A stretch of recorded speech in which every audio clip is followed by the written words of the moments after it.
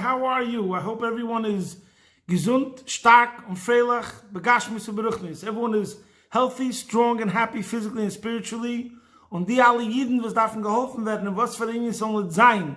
Zibone, Chayim, Mezeni, sollen geholfen werden, take of Meyad, Mamish. And all those Yidden that need help in any area of their lives, from health, in children, or in livelihood, they should be helped immediately. This is the thought for the week of Parshas Pinchas. In this week's Parsha, we see how Moshe Rabbeinu speaks to Hashem, asks of Hashem to appoint a successor. And Yehoshua is appointed the successor of Moshe. And when Moshe first talks to Hashem about it, Moshe says, Yifked Hashem melikei haruchos l'chol basar ish al ha'edah. Moshe asks Hashem, who's called God of the spirits of flesh, to appoint a man. And Rashi says that why is Hashem called Elikei Haruchos? Because he knows what's in the mind and heart of every single person. And later, when Hashem says who should be chosen, Yeshua, he describes Yeshua as per Moshe Rabbeinu's request previously of Hashem, even though the pasuk says Elikei Haruchos, and that's a description of Hashem, but this characteristic was also in the leader, like Elikei Haruchos. So too the pasuk says Ish Asher Ruach Boi, and Rashi says, what does it mean Asher Ruach Boi? Kasher Shealta, as you requested, as we mentioned before. And what does that mean? Sheyuchal Lalech K'neged Ruchoi shel kol echad v'echad. That this leader is able to go opposite the spirit. In other words, act in a manner befitting the personality of each individual. And here we see a tremendous quality of true leadership. In general, let's say we see in all matters, whether it's military, the bigger the officer, let's say a general, who's planning an invasion, and he's in charge and he's leading many, many grand battles. So there's such a thing called collateral damage, which means if we're going to make an invasion and we have to involve so much different troops and so many elements that are involved, so therefore there's going to be some sacrifice. So they measure up, for the greater good and what the cost is going to be. And if there's some people that have to die, what can you do? If there's some soldiers that have to die, what can you do? That's the cost of winning the war. So generally you'd be speaking, the bigger the picture, the less value to the smaller elements, to the smaller components. And the same thing in general, it's two different sort of views. Like for example in learning, you have one person whose method of learning is that he always sees the big picture, or we could say the soul of the matter. Then you have another style of learning where they're into the details. And you could say they're more into the body of the concepts. It's like there's the spirit of the law and there's the body of the law. It's two different sort of perspectives. Now the same thing is true concerning leadership. You'll say the person who is a king or a president or a premier of a smaller country, so then each person who's in the country carries more weight, is worth more, so to speak. But someone who's a general or a prime minister or a president of a huge country with billions and billions of people, so the worthiness of every single individual unit or component is worth less.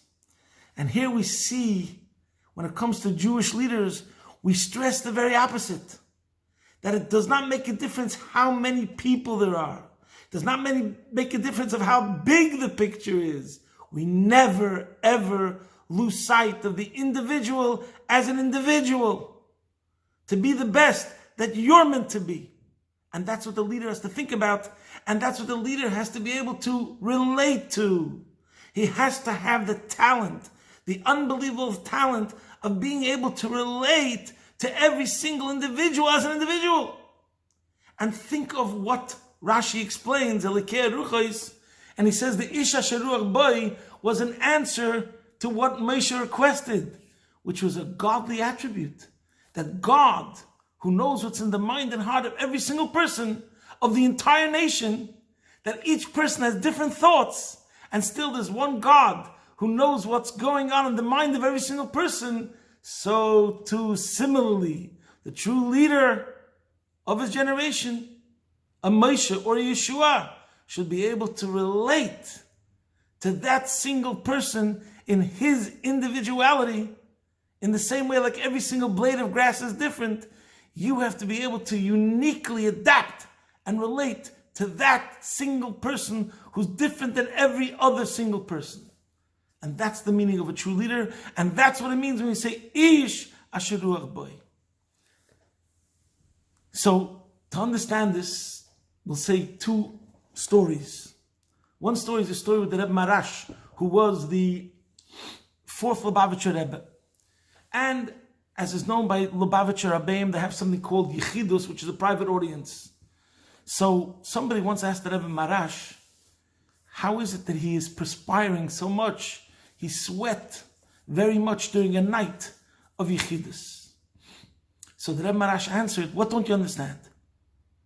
Every single time a person comes to see me, in order for me to be able to answer him and to counsel him truthfully, I have to first divest myself of my clothes, figuratively speaking. I first have to undress myself of my clothes.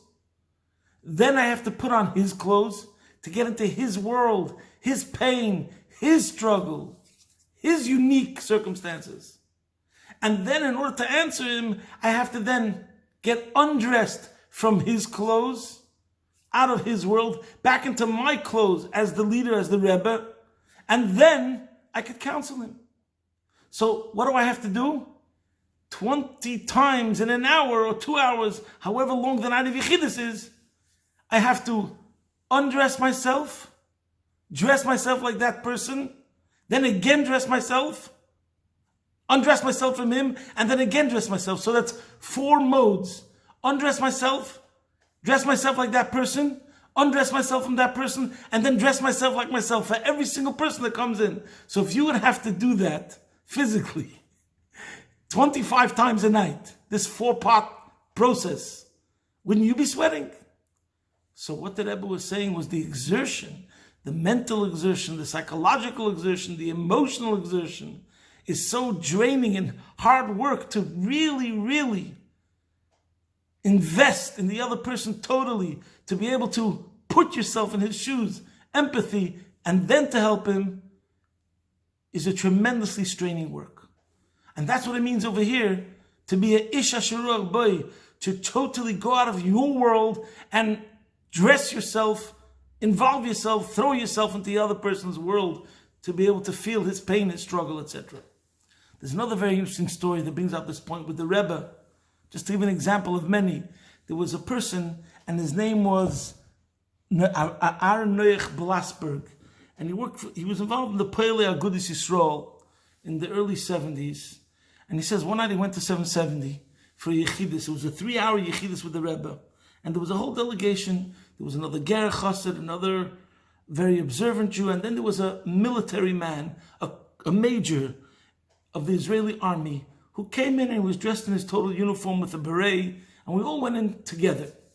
And we were there really to speak to the Rebbe about the upcoming elections in Eretz Yisrael and other situations that were involved to the organization of Poelei Agudis Yisrael. But the Rebbe immediately turned his attention to this major in the Israeli army, and he started asking him questions all about the army. Like, what are the cultural activities of the soldiers? What do they read in their time off? And then he started asking him questions like, for example, what kind of machine gun do you use in the army? And he answered, a Thompson machine gun, which was a surplus of World War II American weapon. And then the Rebbe asked, why don't you buy a machine gun from Sweden? And the major says, why should we buy it from Sweden? What's wrong with this one? And the Rebbe says, this one shoots 300 bullets per minute. And this one, the one from Sweden, shoots 700 bullets per minute and has a greater velocity. Then the Rebbe asked, how heavy are the protective steel plates on the side of the tanks? Are they an inch? Are they thicker? And then this major started answering questions. He wasn't so 100% sure. And then the Rebbe went on to ask him questions about the infantry, about the paratroopers, about every single division, about the Air Force, about the Navy, questions of all different divisions in the army. And this went on for more than 2.5 hours. And this Noach says, Aron Noach Blasberg says, the Rebbe answered our questions, the delegation of Peleg of Israel, only in like 10 minutes. And all the rest of the time of the Yechidus, he was focusing on the questions about the Israeli army. And then when they walked out of Yechidus, the major turned to the other members of the delegation and he says, I don't know if in the entire army there's somebody who knows about every single division of the army as much as the Rebbe knows. I've never seen such a thing. Usually you have one person who knows his responsibilities, the army, his responsibility is the Navy, his responsibility is the Air Force, his responsibility is the infantry, his responsibility is the paratroopers. Over here, the Rebbe is so knowledgeable about all the areas and he cares so much about every single area and he wants to know and he has up-to-date information and he's totally involved. Now, obviously, the answer is because to the Rebbe, he sees lives, Yiddish neshamas. Every single soldier is a Yiddish neshama, a child of a parent. So therefore, that's the most important thing, that they should be the most protected and the best equipped. But this is the idea of שיוכל להלוך כנגד רוחו של כל אחד ואחד. And this was true in Yechidus with the Rebbe. Whether it was a doctor, whether it was a lawyer, whether it was a businessman, whether it was a simple Yiddish mama who had what you call simple questions and their own so-called problems, the Rebbe equally was able to relate to a prime minister, to a president, to a multi-billionaire, to a simple person. And this we have to learn and try to emulate, that whoever we're dealing with in life, we should try to deal with them as if they are the only person in the world, and they're the most important thing in the world right now as I'm dealing with him, and I give him my full attention.